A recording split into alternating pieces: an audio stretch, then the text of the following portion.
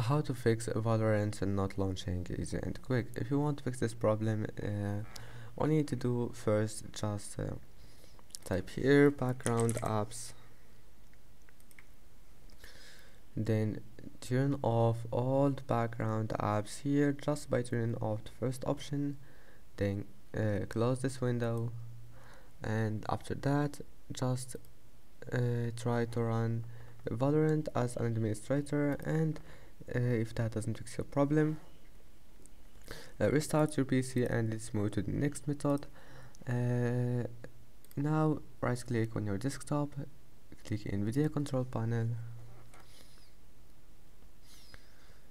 and then once you're here, all you need to do just click use my preference and move it to performance, and then click apply, and then just close this window.